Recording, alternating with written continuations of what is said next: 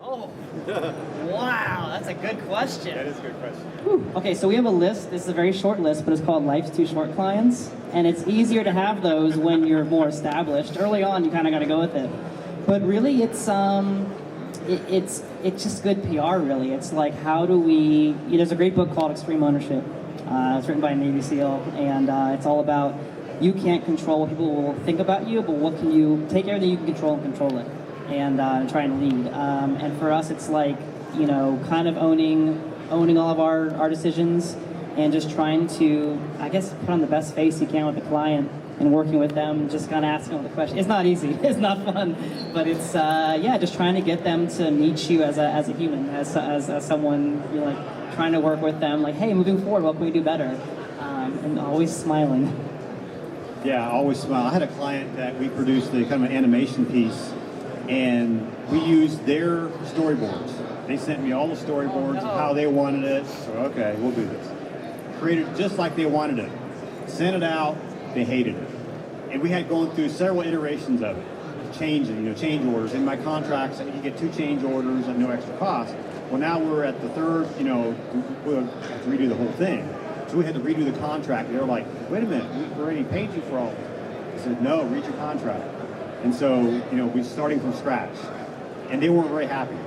We produced a really fine piece for them at the end, but it was a challenge to get through, from something that they created. So, if we would have come to them first and said, well, you know what, we think maybe you should think about this, it would have solved some of those issues down the road. That's a really good question, though. So one recommendation, too, if you're into podcasts, there's a great podcast called RevThink.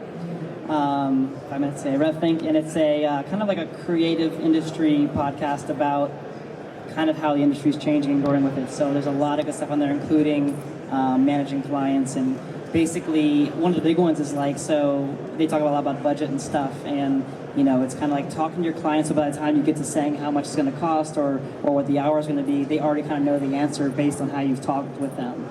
So yeah, check out RevThink. It's a really good podcast.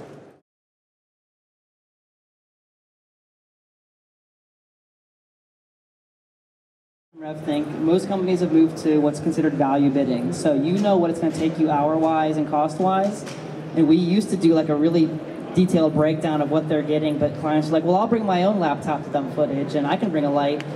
So we just do value bids. We stand behind our number and say that's what it's going to be. And it's really kind of changed the relationship with clients. Cool. They'll come back to us like, oh, you worked harder. Do we have to pay you more for the overtime? Nope, that's in the value bid. We knew we were getting into, and they really respect that. So for us, we just kind of look at certainly what freelancers charge. So we know if they're a freelance director is a certain amount per day.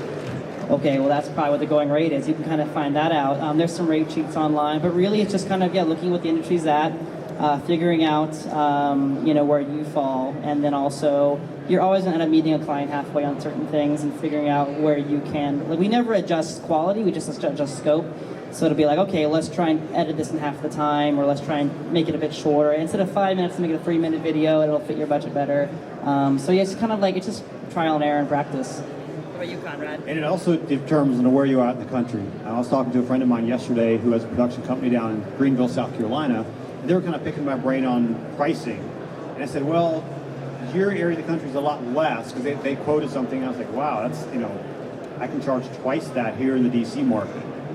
So it really depends on where you are in the country as to what you can charge. And so, yeah, I think what Brian said is true. You figure out and I do the same thing with value pricing. I just say, this is what it costs, this is all you'll get with this, and then we'll work within that scope to produce a project that, will deliver. I had a client, I'm working with a client right now where we're doing a reshoot because there's something that, they had an idea and we did it their way, and I should have stepped in and said, no, we're going to do it this way. And so I said, you know what, I'll come do the reshoot at no extra cost, because I believe in your project and I want to help you produce something that you're proud of. And so I went above and beyond, and we're scheduling that reshoot now to do it again, and so that I can deliver a project to them that they're proud of, and they can look back and say, you know what, if someone else comes to us and says, hey, they need a video, we're going to call you, because I've delivered something and I went above and beyond what they expected.